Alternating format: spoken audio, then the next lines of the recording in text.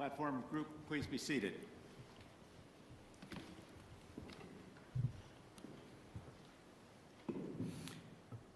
Good afternoon. I am John Zeiger. I have the privilege of serving as the chairman of the Board of Trustees at this special time. It's my honor to welcome all of you to this important celebration, the investiture of our friend Walter Ted Carter Jr. as the 17th president of The Ohio State University. Today's program will start with an invocation given by Amani Jones, Director of Chaplaincy and Clinical Pastoral Education at the Wexner Medical Center, which will be followed by the national anthem led by Catherine Rohrer, Associate Professor of Voice in the School of Music. Please rise as you are able for the invocation and remain standing for the national anthem.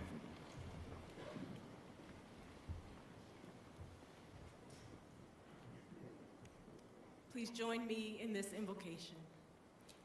We gather today in the name of the Spirit of light and wisdom that compels us to seek all that is good, purposeful, and life-giving. We join together on this important occasion, bearing witness to our deep commitment to the mission and values of The Ohio State University. We have a long and rich history of excellence in teaching and learning, in research and innovation, and in reaching out beyond the boundaries of our campus through service to improve lives in Ohio and beyond. We now stand on the brink of a new chapter of our life together as we welcome and officially entrust Ted Carter with the symbols and responsibility of being the 17th president of this great university. We are grateful for the gifts, skills, and profound life experiences, both personal and professional, that President Carter brings to his leadership role. We have already benefited from his wisdom and leadership since his arrival in January, and will continue to benefit from his excellence as a previous university president, U.S. Naval Academy superintendent, and his expertise as a distinguished and decorated Vice Admiral in the United States Navy. We will be enriched by his values, dedication, commitment to his students, faculty, and staff as he takes flight to lead this great institution to even higher heights. We now look ahead with anticipation and hope to the new endeavors that will emerge from President Carter's visionary leadership to further advance this university's mission. We ask a blessing upon President Ted Carter and his wife Linda in this new chapter of their lives. Spirit of wisdom, courage, and new possibilities, be with us this day and in the days to come as we advance into our new future together. Amen.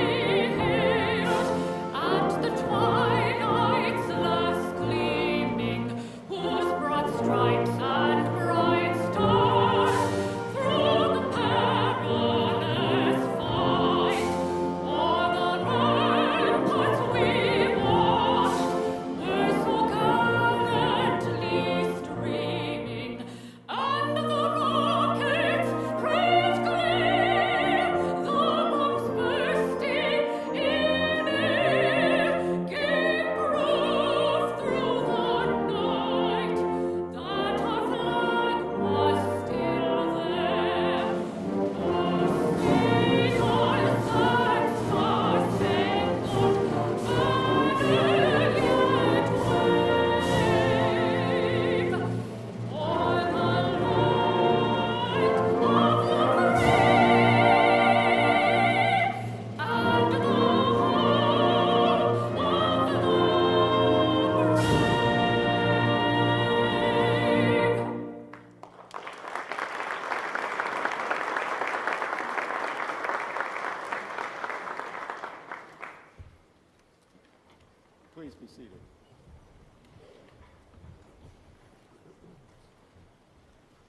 It is now my pleasure to recognize those who are seated on the stage, beginning with my colleagues who are members of the Board of Trustees. Please stand as I call your names, and please hold your applause until each has been identified. Alan Stockmeister, Vice Chairman of the Board of Trustees. Elizabeth Kessler.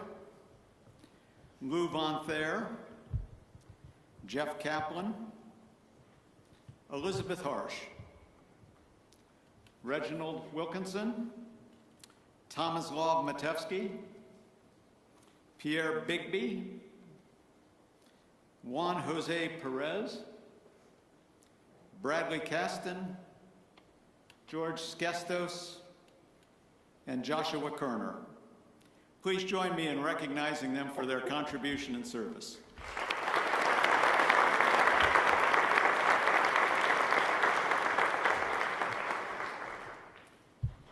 I would also like to recognize the university's academic and senior leadership, members of the President's Cabinet, Interim Executive Vice President and Provost Carla Zadnik, and members of the Council of Deans. Please stand and be recognized.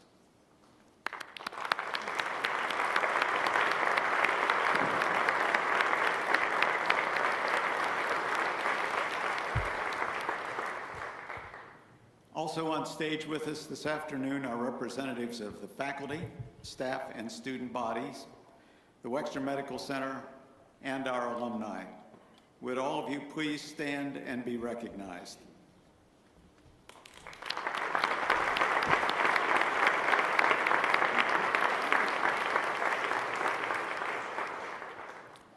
We also have some former members of the Board of Trustees with us here today.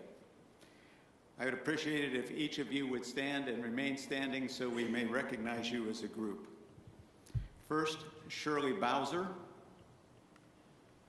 Secondly, Hiro Fujita. Brian Hicks. John Jacob. Taylor Schwein. And Joel Tieford.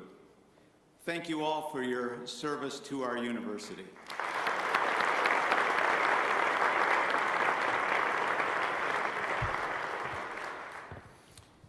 As we install our 17th president, we should also recognize the contribution of our former acting president, Peter Mueller, who is in attendance. Would you also please give Peter an expression of your appreciation for his service as acting president?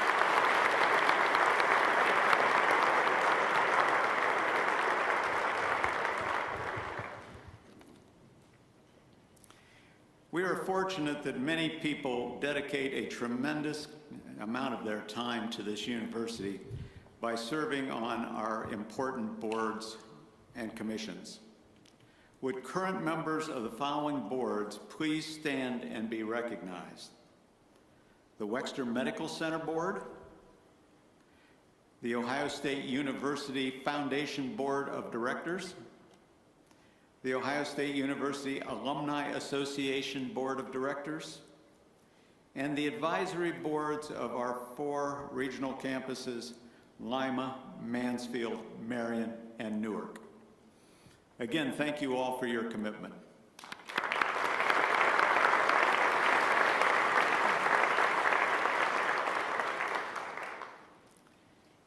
We also would not be here today without the hard work of the students, staff, faculty, and trustees who served on the Presidential Search Committee leading to President Carter being selected. Would those of you in attendance please rise and be recognized?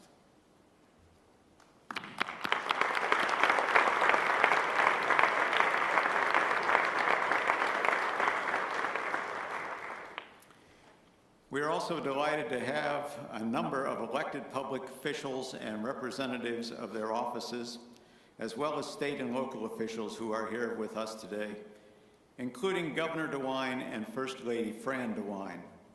Would all elected and public officials please stand and be recognized?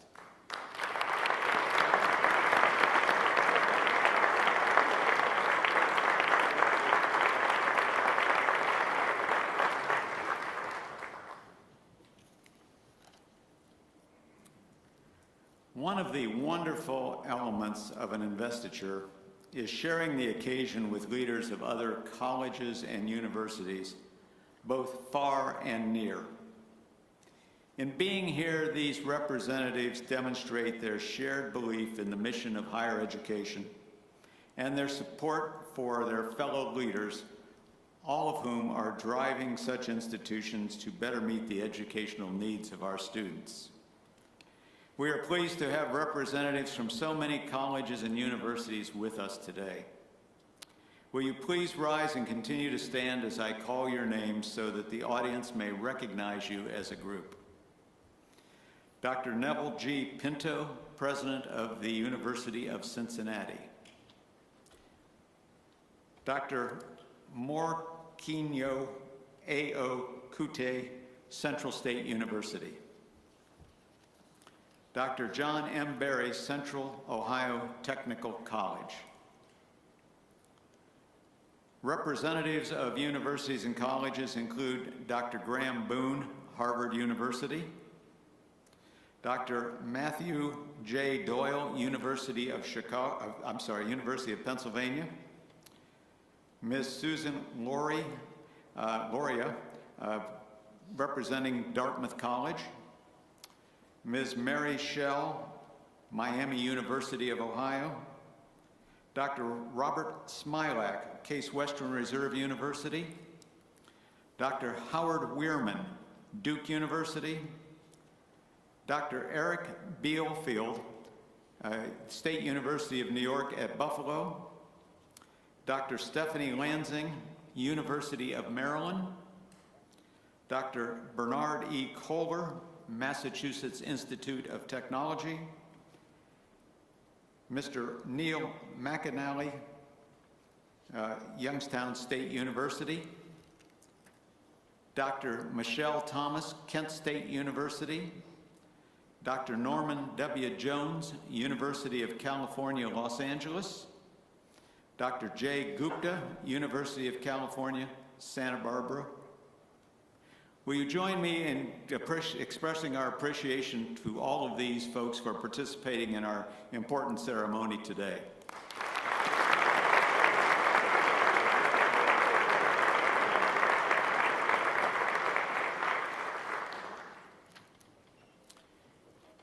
It is now my immense personal pleasure to introduce a great friend of this university, a great friend of higher education across our state, Ohio Governor Mike DeWine. During his time as our state's chief executive, Governor DeWine has made it a priority to support Ohio's public colleges and universities, strengthening some of our state's most robust engines of opportunity and innovation. He's led historic investments in our students, ensuring they are academically prepared and financially able to earn a college degree. And he's encouraging our most talented high school students to pursue that degree right here in Ohio and hopefully stay here after they graduate. Governor DeWine understands better than anyone that higher education is a cornerstone of a growing economy, strong communities, and healthy citizens. It's been an honor for Ohio State to partner with his administration to make important progress in these areas and a number of others. It's also an honor to have him with us here today.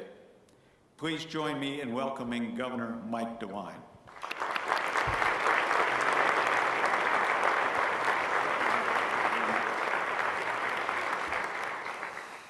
Chairman Zeiger, thank you very much for that very kind, generous introduction. The role of the trustees at any university is just so vitally important. Nothing, though, is more important than their choice of a new president. To the Board of Trustees behind me, thank you. You have done an excellent job in selecting President Carter to head the Ohio State University.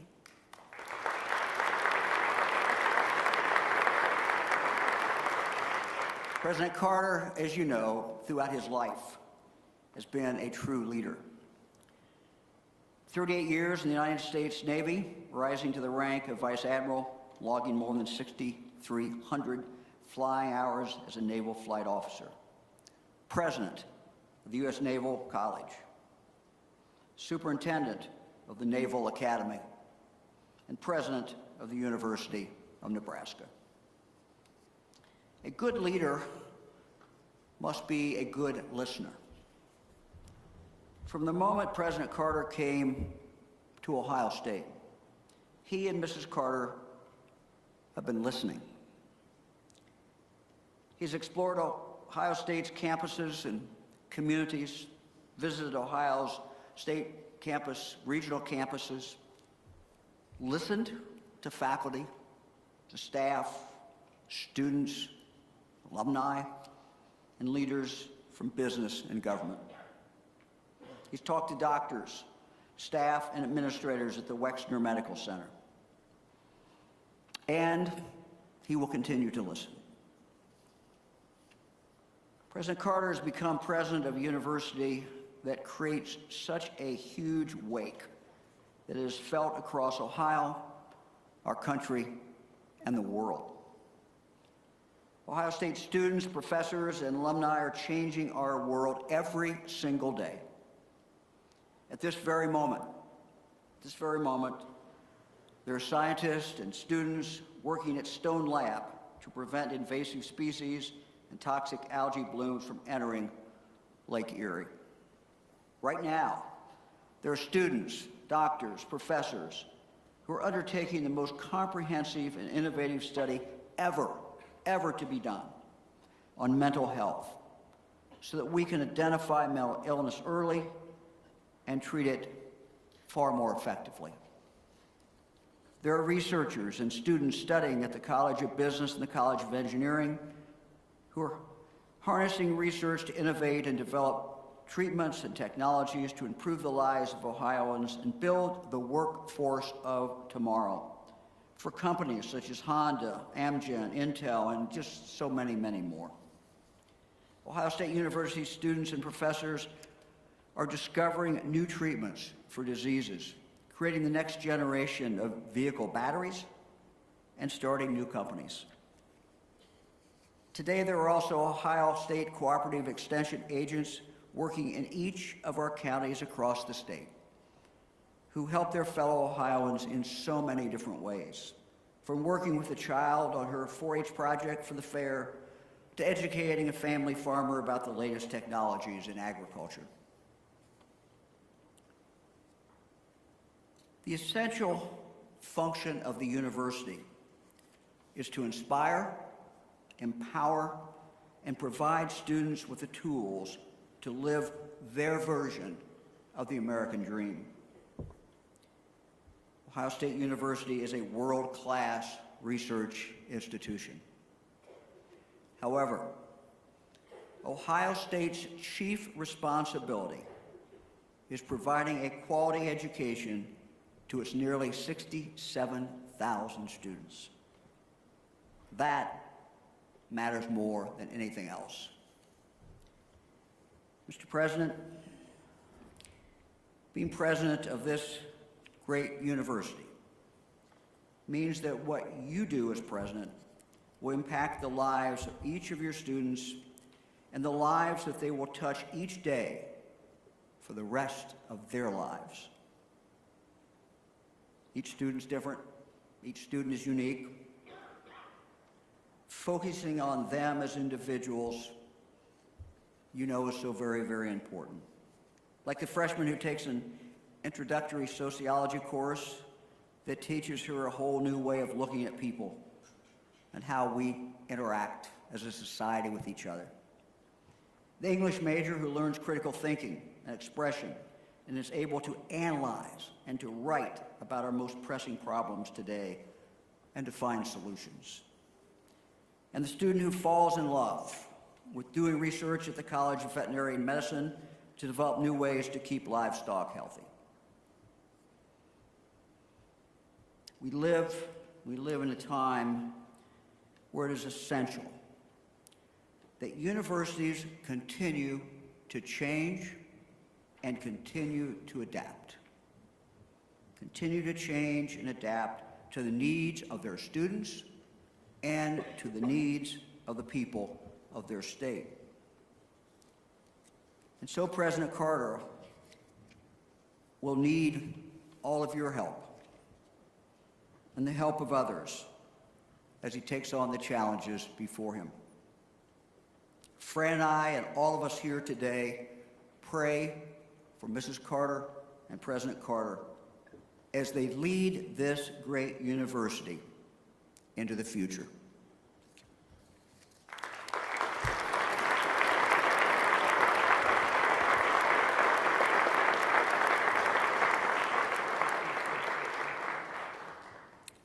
Thank you, Governor DeWine.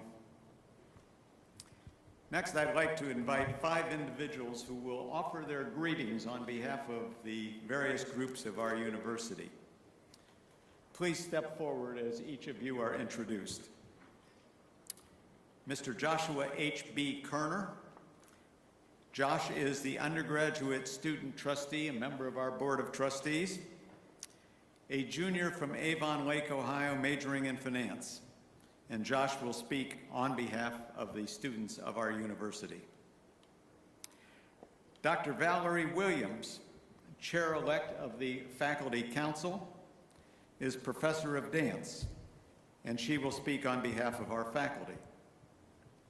Ms. Tracy Boggs, chair of the University Staff Advisory Committee, is a leadership and organizational effectiveness consultant at the Wexner Medical Center, who will speak on behalf of our staff.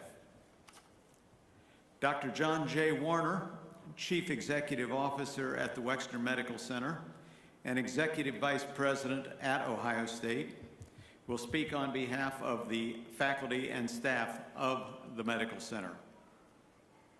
And Ms. Molly Rands Calhoun, Senior Vice President for Engagement at Ohio State and President and CEO of the Ohio State University Alumni Association, will speak on behalf of our tens of thousands of alumni. Josh? Thank you, John. Good afternoon, and OH? On behalf of nearly 67,000 proud Buckeye students, it is my distinct honor to welcome President Ted Carter to The Ohio State University. Under President Carter's leadership, we've made great strides towards our vision. Ohio State continues to evolve as a model for what a 21st century public university can be, combining our land-grant heritage with cutting-edge research and deep community engagement. With President Carter, our vision remains strong. At the heart of this vision, though, is our students, the lifeblood of our university. President Carter deeply understands this truth. Students across all colleges and programs recognize President Carter's sincere dedication to understanding and enhancing their Ohio State experience. In just his first few weeks, President Carter met with hundreds of student leaders focusing on crucial issues like campus safety and educational affordability. Today, 10 months into his presidency, President Carter is already yielding tangible improvements for our student body, with more positive changes just on the horizon. I'm certain that you will continue to show us all what it means to be a servant leader. On behalf of the student body, President Carter, we wish you all the best during your time here at The Ohio State University. And as always, go Bucks!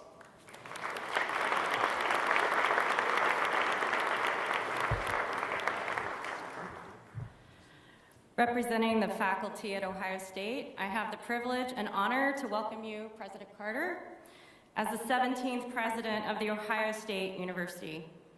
We are super excited to have you and to have Linda and your entire family as part of our community. No one person can represent the broad array of faculty perspectives across our 15 colleges and 5 campuses. But what faculty have relayed to me most often over the past 10 to 11 months is their appreciation of your willingness to listen, to think broadly, and to collaborate on the decisions.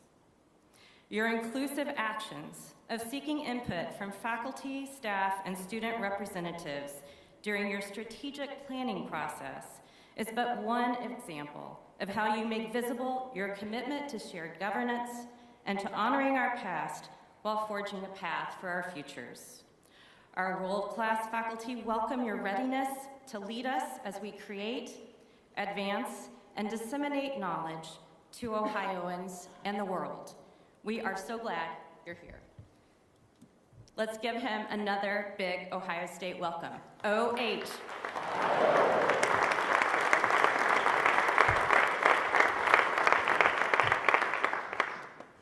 Greetings, President Carter, Mrs. Carter, staff, students, faculty, and distinguished guests. My name is Tracy Boggs, and I chair the University Staff Advisory Committee, USAC.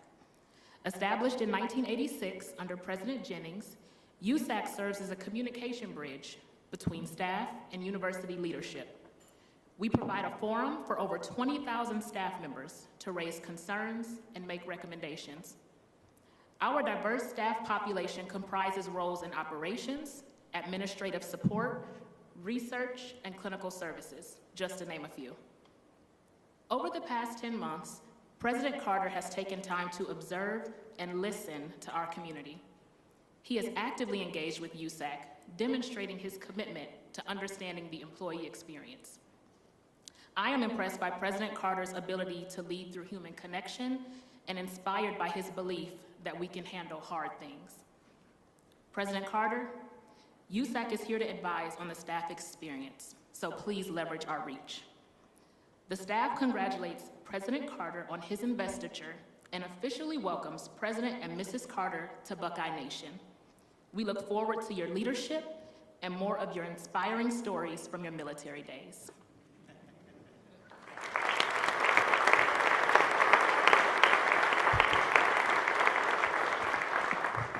Good afternoon. On behalf of the more than 25,000 faculty, staff, and learners at The Ohio State University Wexner Medical Center, it is my great honor to congratulate President Ted Carter on his investiture. Having joined the Buckeye family less than a year ago before him, I know firsthand the excitement that comes with the prospect of being part of one of the nation's most respected and largest universities. The Ohio State University has a reputation for excellence across our tripartite mission of education, research, and patient care. Since his first day, President Carter has been deeply engaged with our Buckeye community to shape a vision for our future that builds on that legacy by honoring our land-grant mission to serve all Ohioans, enhancing the collaborative environment that makes it possible to accomplish big ideas, and uniquely positioning Ohio State as a model for higher education across the nation. His dedication to fostering teamwork and advancing innovation will help propel our progress, leading us into a new era of growth and further strengthening of Ohio State's reputation as the best place to work, learn, discover, and receive care. I invite all of you to join me and the entirety of the Ohio State Wexner Medical Center community in officially welcoming President Ted Carter and First Lady Linda Carter to Ohio State.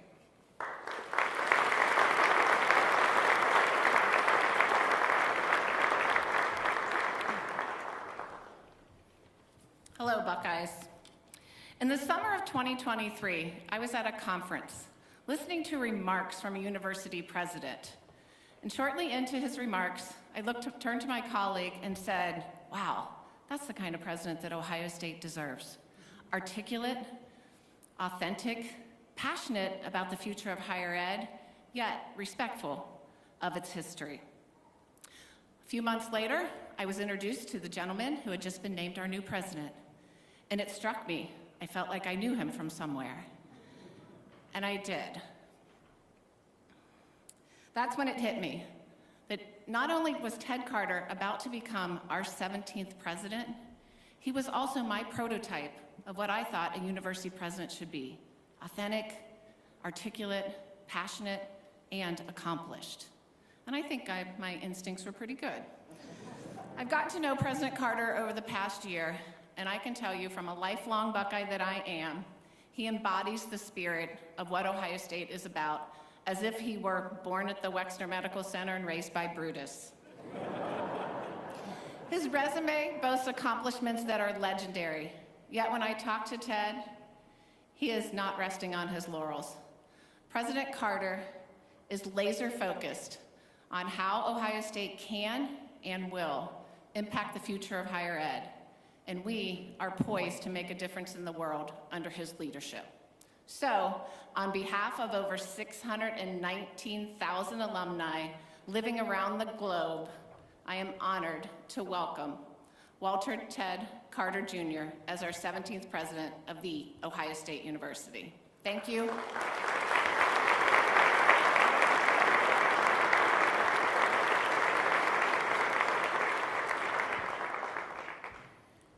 Thank you, Ms. Rounds Calhoun, and each of our greeters for sharing such a positive and personal view of our new president.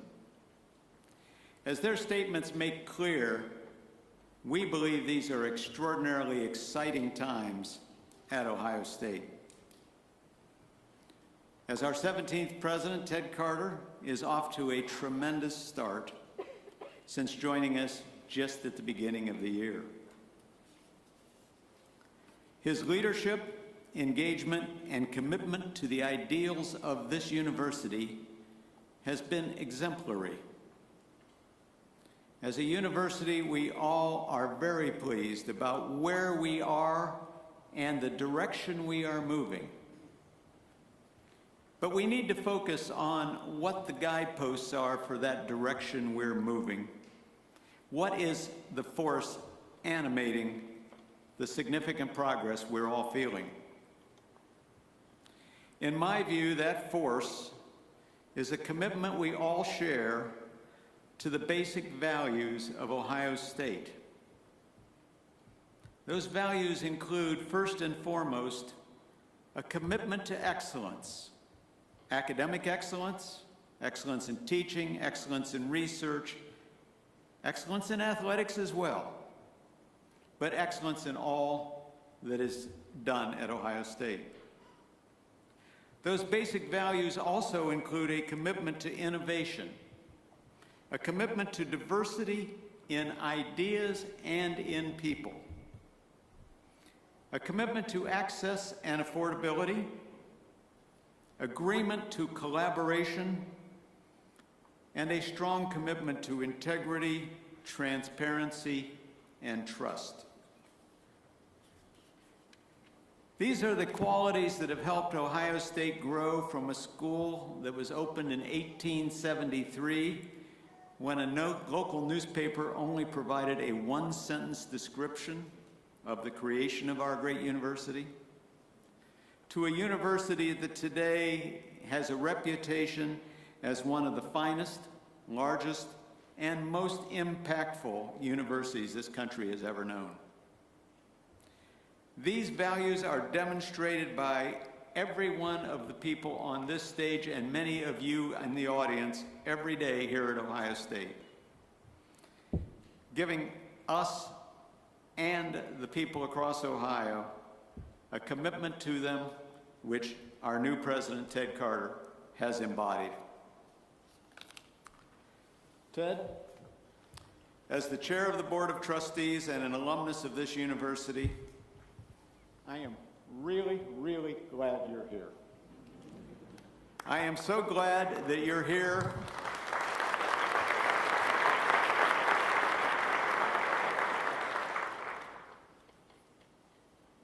I have the privilege of working with President Carter regularly, and that creates an enthusiasm on my part, as well as a confidence about the future of Ohio State under your leadership. As we recognize Ted today, we would be remiss if we did not acknowledge those who support him so steadfastly. First Lady Linda Carter has already become a beloved member of this community. And as such, I would request that Linda please rise and accept our acknowledgement and appreciation for all she's doing for Ohio State.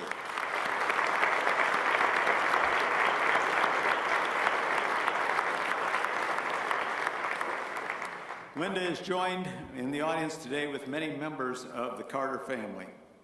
We welcome each of you to Columbus and want you to know how much we appreciate you supporting Ted as he continues on his lifelong mission of service, now here at Ohio State. President Carter, this university has continued to excel under your direction. With your focus on enhancing our culture of excellence and your commitment to collaborative leadership, we have confidence that this growth will continue to accelerate for years to come. It is now my responsibility and my complete pleasure to bestow upon you the oath of the office of the presidency of The Ohio State University. At this time, I ask that Interim Provost Carla Zadnick and members of the Board of Trustees please come forward with Mr. Carter.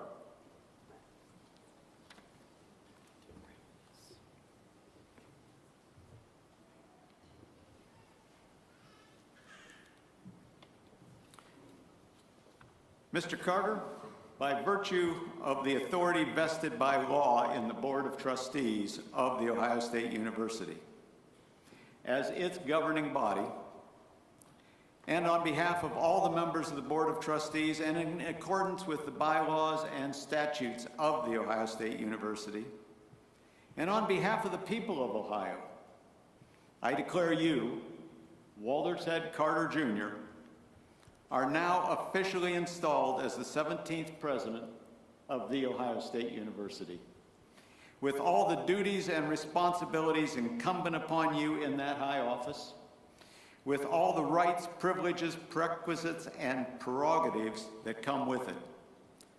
The Board of Trustees, as representative of the people of Ohio, the Governor of Ohio, the General Assembly of Ohio, install you today with the utmost confidence in your ability to lead every constituency of this university family.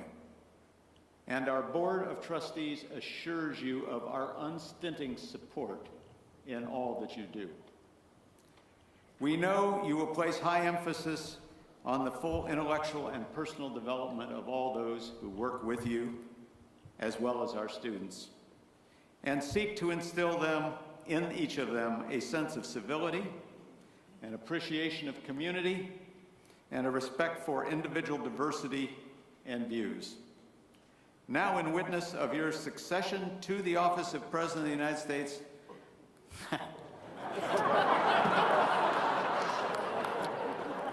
wishful thinking. The presidency of The Ohio State University, I confer upon you the medallion of that high office.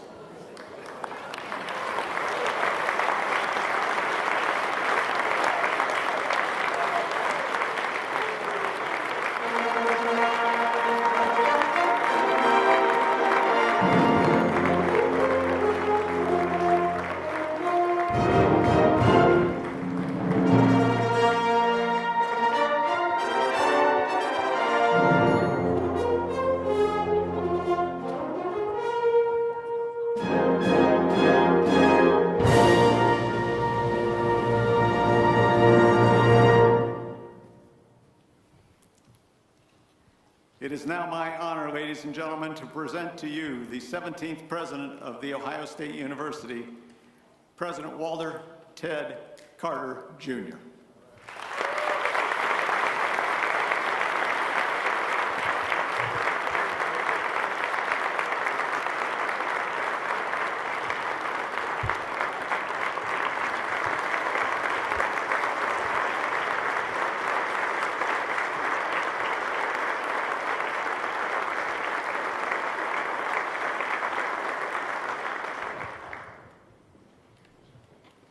Thank you, Chairman Zeiger. I'm a little choked up. I'm humbled by so many of you that have been here today.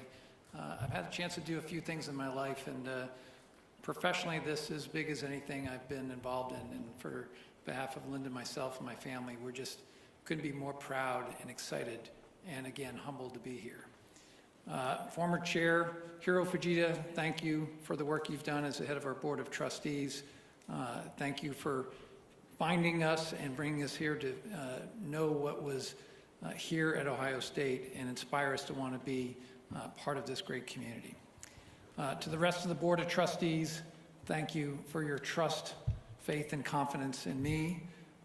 It's such a privilege to work with you as we talk about what the future of this university is together. I know we are going to do great things together, and I'm excited to be working with and for you.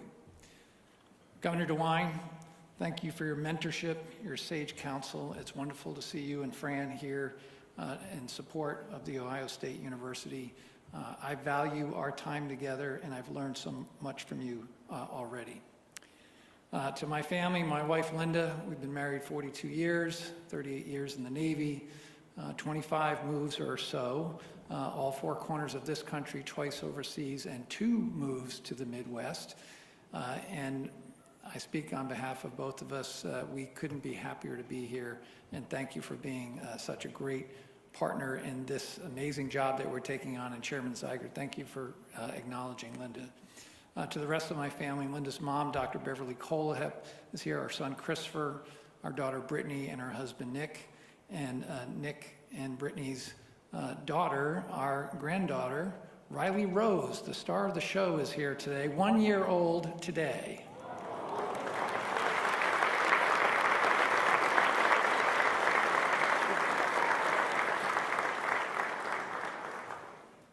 I am now in my 11th month in this job.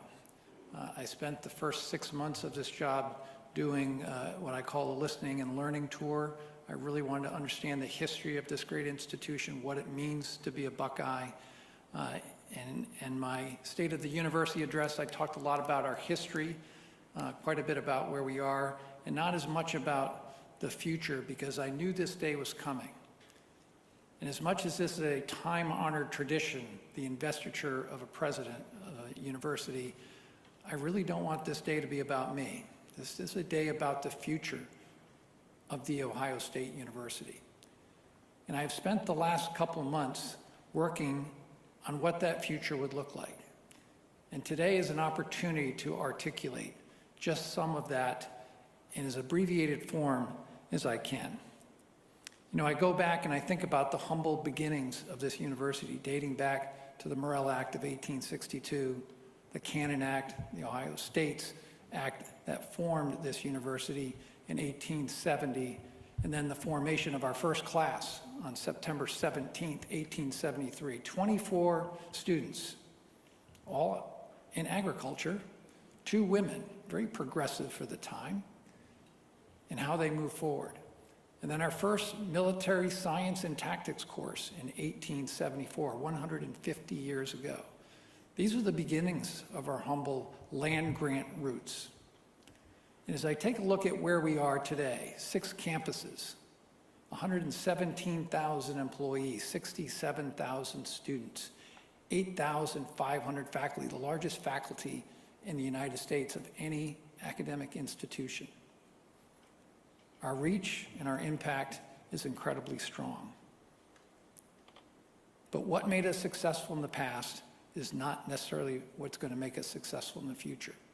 And as I entered here, I had the privilege and the challenge of building my own team. I hired 4 new regional deans, multiple other deans, a new athletic director, a new head of advancement and planning, and yes, a new provost. So Dr. Ravi Bellamkonda, would you please stand so everybody could acknowledge you? You will be our next provost coming to us in January.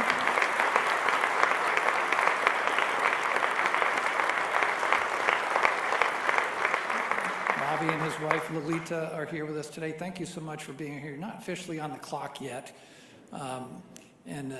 Dr. Carla Zadnik has been doing amazing work as our interim provost.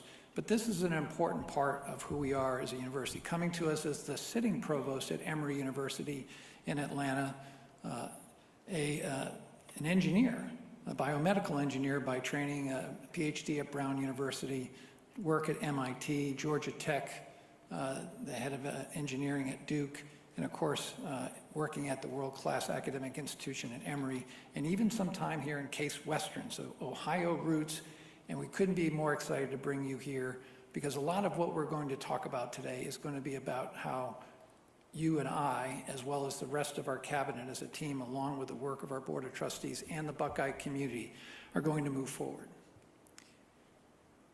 And Robbie and I wanted to come to Ohio State for the exact same reasons. It's one of the reasons we hit it off so well. We both acknowledge and recognize that higher ed has hit an interesting cross-section in its amazing history. Just this past June, Gallup surveyed the American public and found that only 36% of Americans said that they had high faith in higher education. That's 20% lower than that same survey said in 2015. Americans have told us that higher education costs too much. They're worried about the return on investment. And on top of that, because of lower birth rates in 2007 to 2009, we're entering into what's known as an enrollment cliff. And the result of that is, since prior to the pandemic, just a mere 8 years ago, we're 1.5 million fewer students in our roughly 4,500 academic post-secondary institutions across the nation today. These are real challenges. And both myself and Ravi, we wanted to come to The Ohio State University because this is the institution that can change that. In fact, the Association of American Universities also surveyed Ohioans just this past summer. And what they told us, and these were not Ohio State graduates, that 72% of them did have faith in Ohio State in making a positive impact in our state. And we're not having trouble getting enrollment. We're up in almost every category. You've read about the largest incoming freshman class, 9,530 of them. But we also grew in graduate studies. We grew in students that are in our medical college, which nationally is down 5%. We're up 6%. And we're producing students at a faster rate than we ever have. An 88% six-year graduation rate, 73% in 4 years. So is Ohio State out of the woods and we don't need to worry about this? Well, we could just keep doing what we're doing. But what made us successful in the past, giving these incredible headwinds, are not what will make us successful in the future. So today I want to share with you what our vision is. And I say our because over the last 10 months, I have been working collaboratively with the entire Buckeye community, faculty, staff, students, alumni, philanthropic donors, our foundations, the business community, the General Assembly, pretty much anybody that would get in front of me and listen to me for a few hours. I wanted to hear their input on what they thought the future of this great institution should be. And after careful deliberation and thinking, I want to share with you that vision, and I want to articulate a little bit about what our future strategy should be. The vision. The future of higher education is and will be here at The Ohio State University. We, The Ohio State University, will be a model for the nation. Excellence is not a destination or a goal. At The Ohio State University, excellence is an expectation. And with the team that we've built, that expectation will be a reality.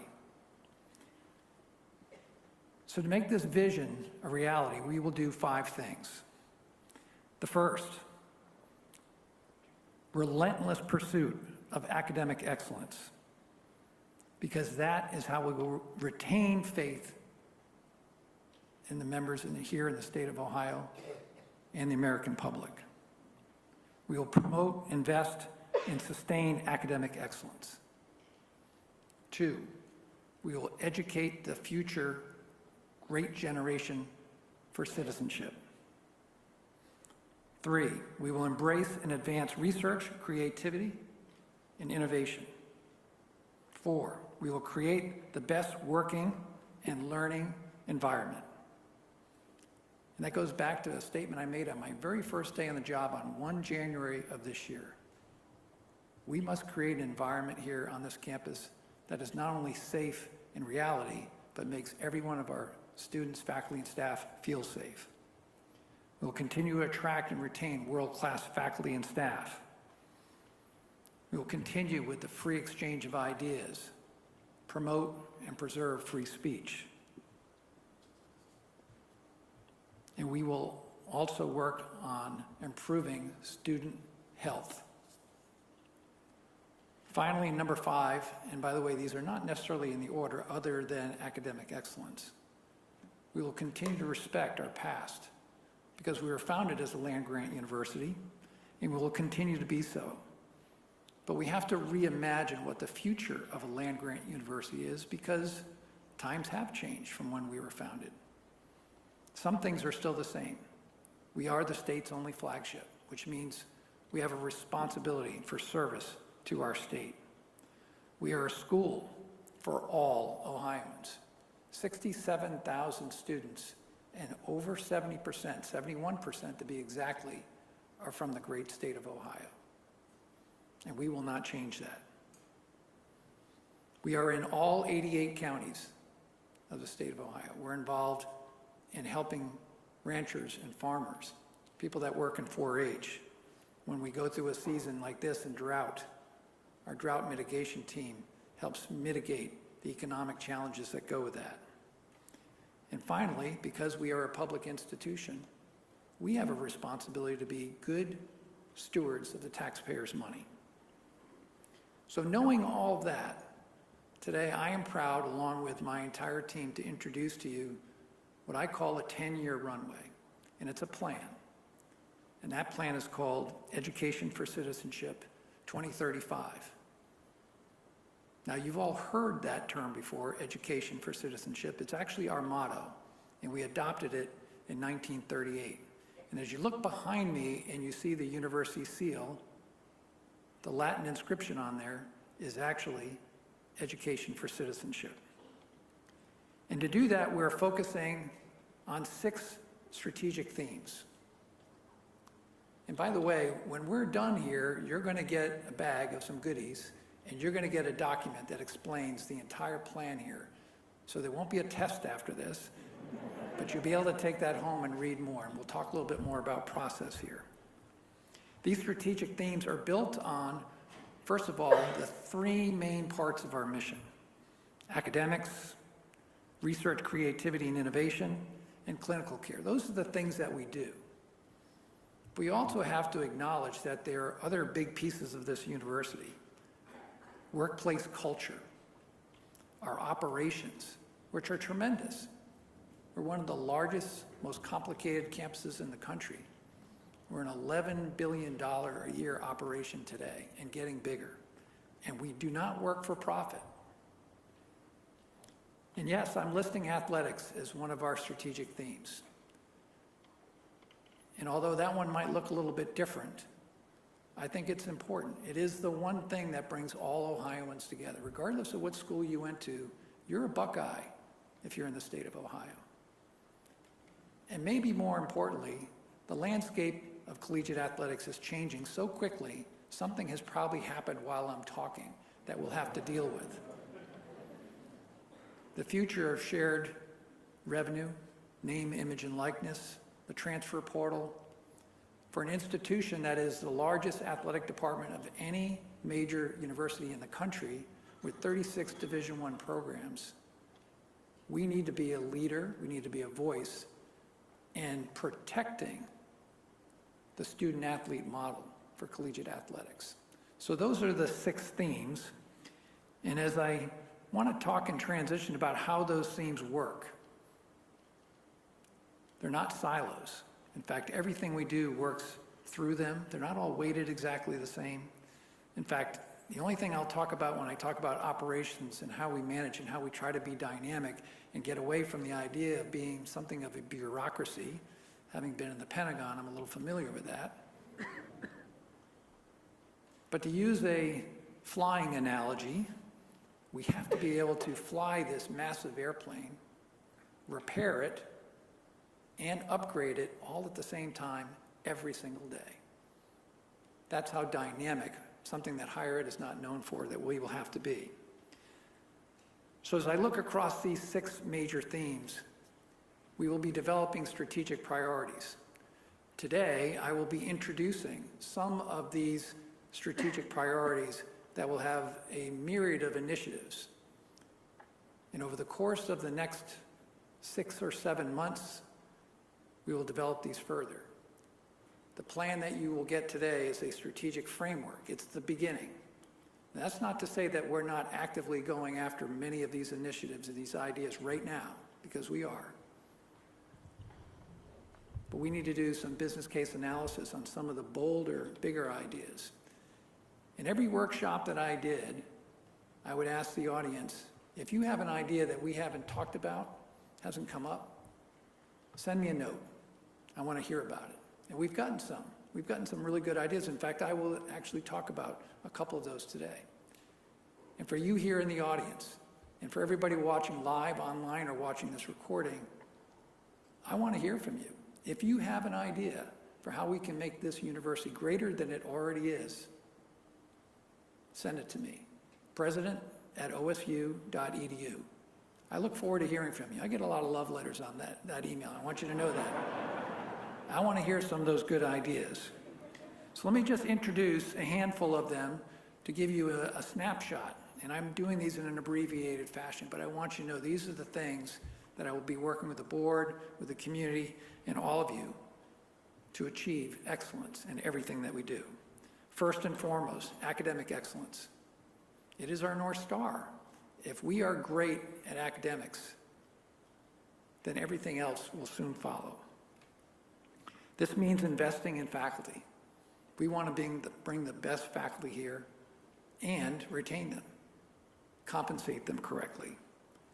It means resourcing our academic colleges and our academic disciplines to match not just the demand signal, which students tell us what it is that they want to study, but so that we can make a bigger impact in the future of our nation, in the future of here in the state of Ohio. And we know what many of those are.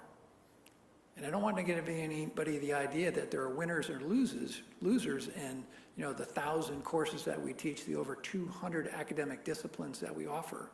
There are not. But we know we need more engineers. We know we need people more acclimated to STEM fields because the business community is demanding it. We know we need more doctors. We need more nurses. We need more veterinarians, as the governor was talking about. This past year, we made 168 veterinarians. We probably ought to be making closer to 200 a year just for the demand signal here in the state of Ohio. And agriculture. I've had a chance to get around the state. I've been through about half of our 88 counties. We are an ag state. 1 in 7 Ohioans work in the agricultural community. I'm proud that we have outstanding extension offices in all 88 counties. But agriculture is changing. It's changing with the environment, and it's changing with technology. So as we talk about all of the academic disciplines we also have a community college, the Agricultural Technical Institute out at our campus in Worcester.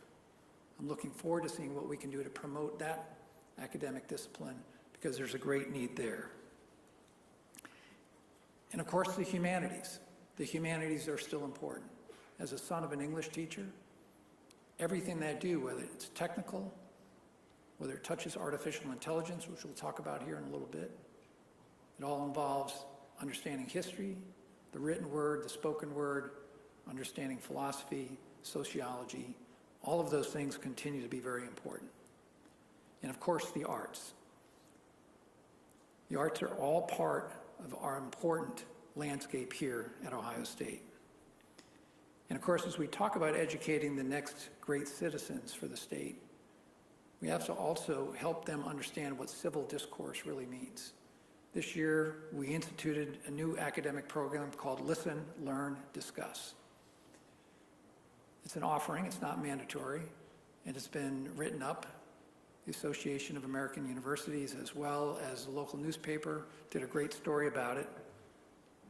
And I think it's more relevant than it's ever been before. And I'm really proud that our faculty and staff put it together. We're standing up a new center called the Salmon P. Chase Center for civics, culture, and society.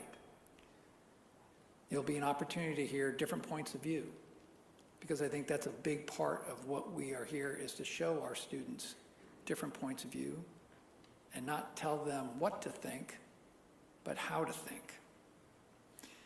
Student success. We spend a lot of time thinking about student success. I'm proud of the work that we do. I mentioned some of the graduation rates that we have here. I'm not so sure that we're measuring, and higher ed is responsible for this, the right things, the right outcomes. Student success isn't just about getting somebody to a diploma or retaining them from their freshman to sophomore year, something that we are well above the national average at 94%. It's really about what do they get to go do when they leave here, and how do we track that? Student success is also about things like campus accessibility. The number of students that come to campuses across the country today with disabilities, both physical and others, some not seen, are growing. It's more than doubled just over the last 8 years. It's something we have to pay attention to, and something that I want us to lead. And finally, as I was talking to the many different groups, I didn't get to talk to all 619,000 living alumni. I did get to talk to quite a few of them, but one of the pearls that came to me was, don't forget about us. And they're right, this is one of the largest, most powerful networks of alumni of any place in the country, maybe the world. And they're in every industry. And in most cases, they're leading. So one of our ideas is to create a mentorship program with our alumni and connect them to our students, because our students should know before they graduate that there's an amazing network that's going to help them be successful. Which leads me to my next point, internships. We are very good at getting our best students working with the Fortune 500, the big companies, some elements of federal, state, and local government. We do send students overseas to study abroad, but we don't get to all of our students. Imagine a scenario where every undergraduate student had a meaningful internship opportunity.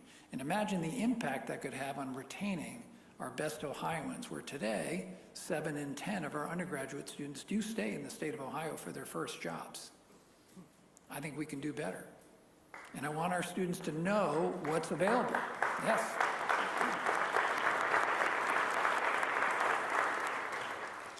And we know we need to do that because workforce development is part of our mission. And the jobs that are going to be here in the state of Ohio and in our nation by the year 2030 don't exist today. So we have to be dynamic and make sure our students know what's out there. Affordability. You know, today we are one of the most affordable because we are a state institution. Many of you have heard me talk about this. 58% of our undergraduates today leave with no debt. That's 20% better than the national average. Those who do leave with debt, it's an average of about $24,000, also 20% better than the national average. But again, we can't rest on those laurels.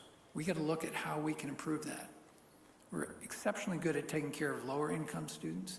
Today we provide about $400 million in scholarships from federal, state, private philanthropy, and even from the university.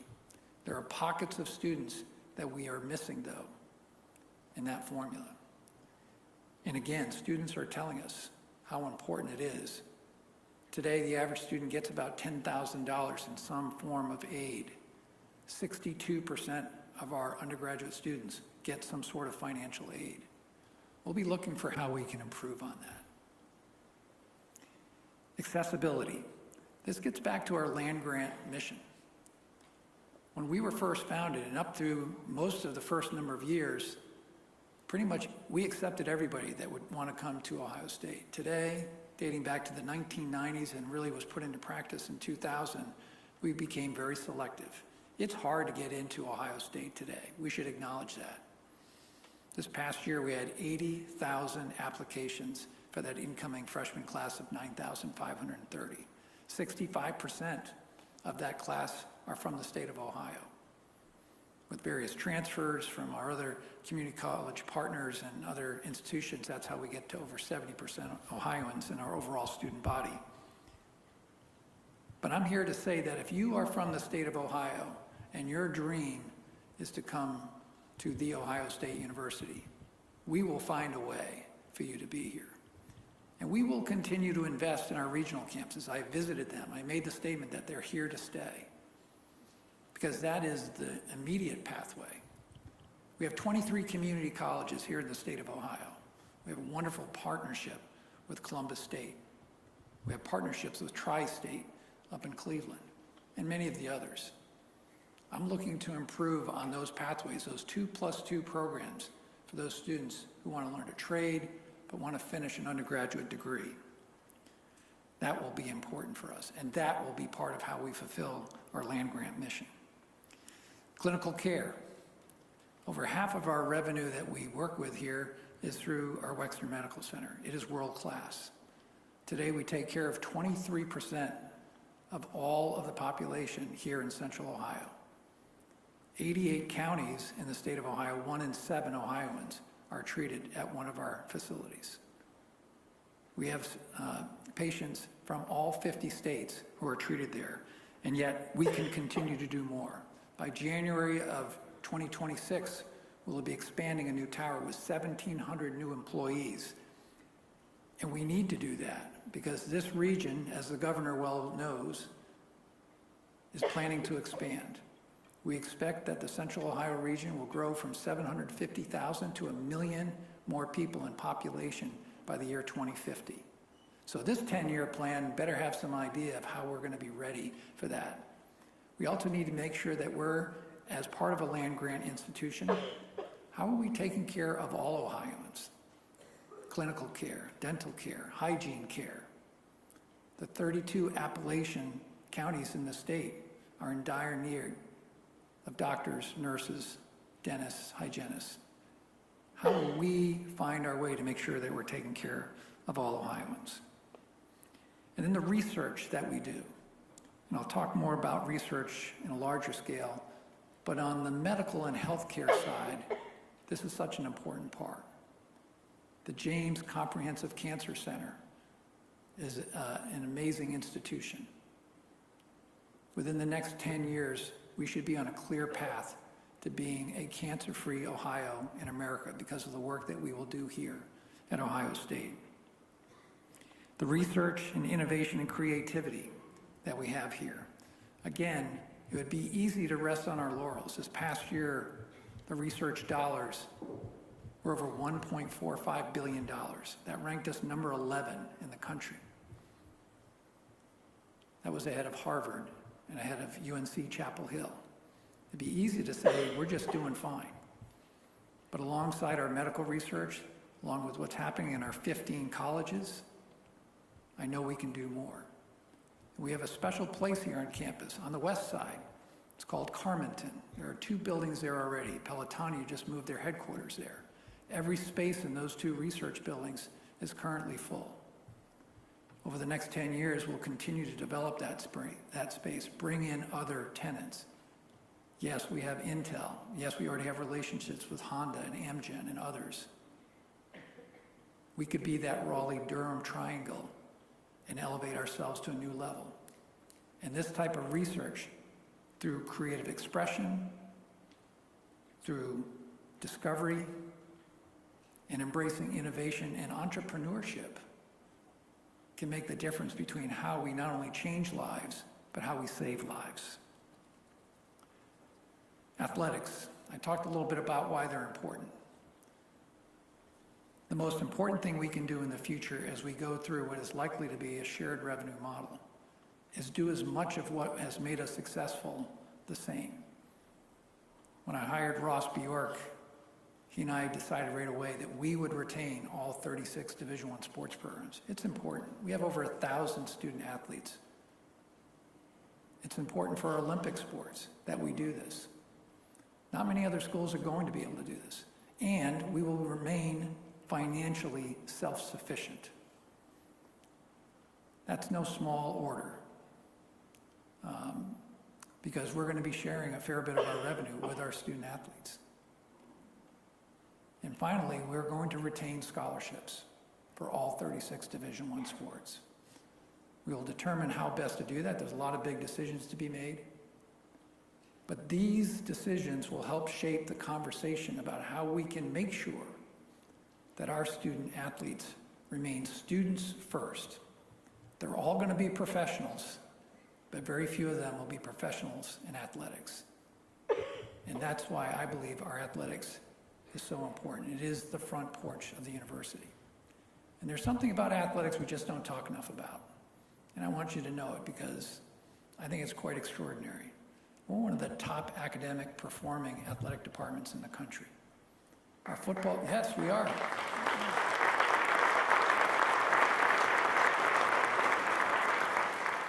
Our own football team, based on the history of their athletic performance, had a 100% score in their academic performance index. There was only one other school in the nation that had that. That was that small little Ivy League school up in Boston called Harvard. Our women's ice hockey team last year had a GPA of 3.835. 3.835. Now, I'm going to brag on Coach Muzzerall here because she's proud of that. And she's been the leading sports program academically for 4 years in a row. Oh yeah, and they've won 2 national championships in the last 3 years. And by the way, the GPA of all of our student athletes across the board is over 3.3. This is exceptional, a 94% graduation rate. We are top 10, not only in what we do on the field, on the court, in the pool, but in the classroom.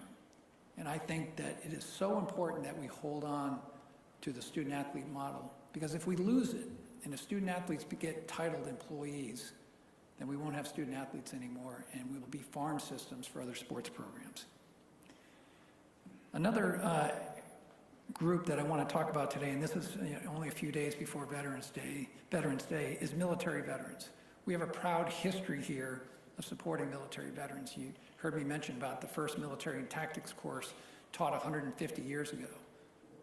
We're one of the oldest military institutions in terms of our storied ROTC program, very successful. We have over 2,300 military-affiliated students on our campus. We do exceptional work. We're one of the top-rated military-friendly schools in the country. But what most academics don't know, and what most Americans forget, even though less than 0.5% of our American population serves in uniform today, 10% of the American population are veterans. And 200,000 of them transition out of uniform every year. Now, 10 years ago, most of those veterans, using their post-9/11 GI Bill, would hit the easy button and sign up with a for-profit, or what was commonly known as a diploma mill organization, to go get a degree. Because, believe it or not, only 17% of the military has a post-secondary degree. Most of the officer corps does, but when you look at the military writ large, most of them don't. And when they get out of uniform, 3 and 4 look to go get a degree. I want The Ohio State University to be the first choice for veterans, whether they're here in the state of Ohio or elsewhere. We offer in-state tuition for veterans wherever they are, to include our active duty military. And we will look for ways to give them credit for their military training and education. This will be a national movement, and I want us to lead it. And I believe in the next 10 years, we won't be one of the best universities for military veterans. We'll be the best.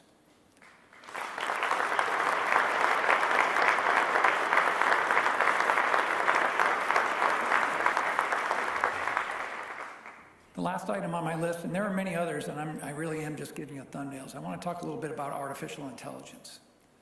Today in American businesses, only 5% of American businesses are saying they're using artificial intelligence total. 90% of American businesses say they're about to. Artificial intelligence is here.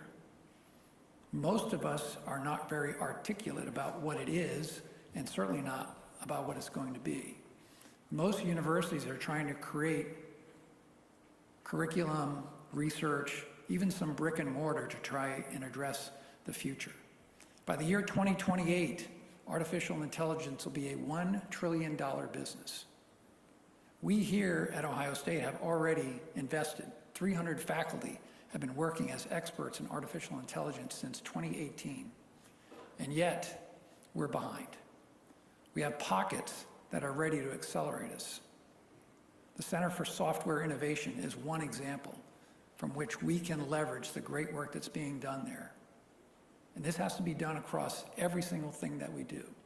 So not just in the engineering curriculum, not just in the STEM-based fields. This will have application in clinical care, in the arts, in the humanities. And the workforce of the future will demand that our students are not just articulate, but fluent in how artificial intelligence works. So we will be investing as well in this. We will explore what it means, how to use this in a cross-disciplinary fashion. And I want us to be the center, the tech hub model for the nation for artificial intelligence. And much of it will be tied to the type of research and development that we're going to be able to do out in Carmenton. There's another problem with artificial intelligence, and that is the energy consumption. To use a single search on ChatGPT today requires 25 times more energy than a Google search. To kind of put that more in context, ChatGPT usage for a single day in the United States, that power alone would power 180,000 American homes. This is not sustainable. We know that we're going to have to be the people that solve that energy solution, and I want that to happen here at Ohio State.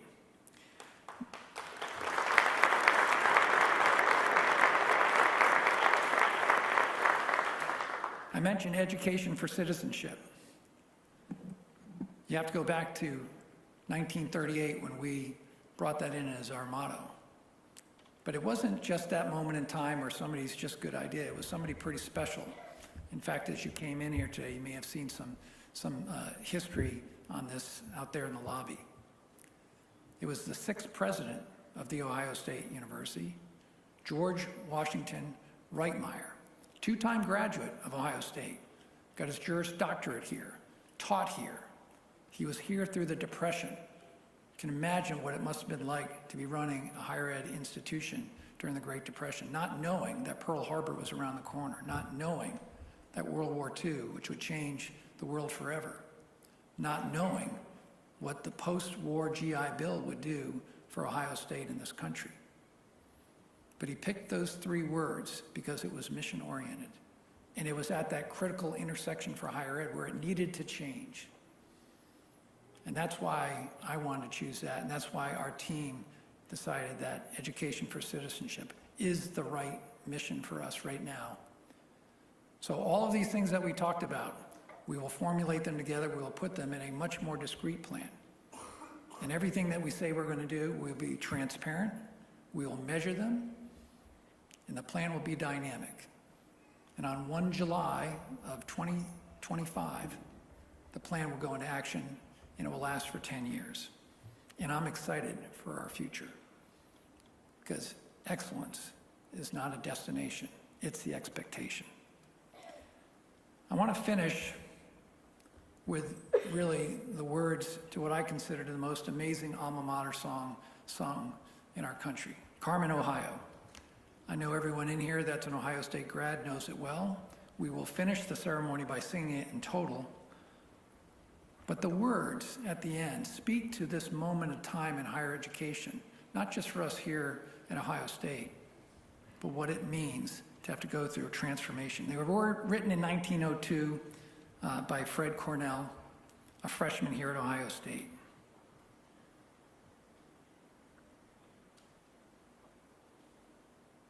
Summer's heat or winter's cold. The seasons pass, the years will roll. Time and change will surely show how firm thy friendship, Ohio. How firm thy friendship, indeed. That is the element that makes our campus so special. God bless everyone who works, studies, supports The Ohio State University. God bless our alumni, those that are so strong in supporting us financially. God bless our men and women who wear the cloth of our nation, who stand the watch tonight so that we may enjoy the very freedoms that we have here today. And as always and forever, go Bucks. Now let's get to work.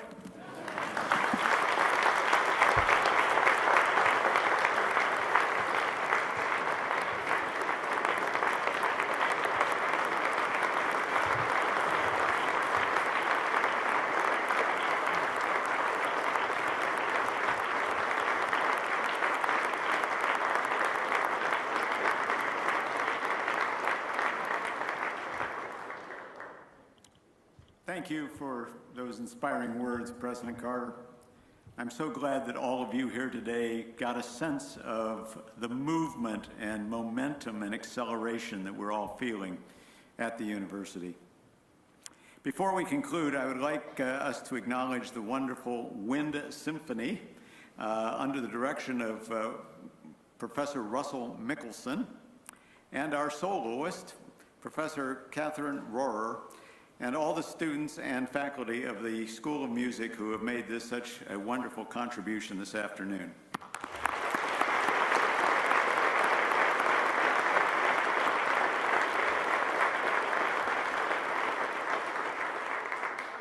Thank you all for coming to this special event. And now, what better way for us to conclude than ask Professor Rohrer to lead us in Carmen, Ohio. Will you please stand as you are able?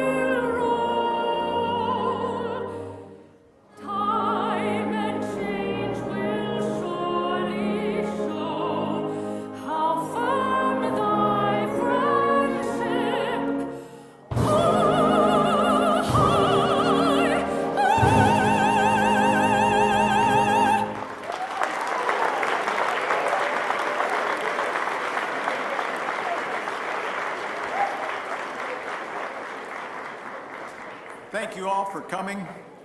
Please remain seated for the recessional, and then please join us next door in Union Station Ballroom C for the reception.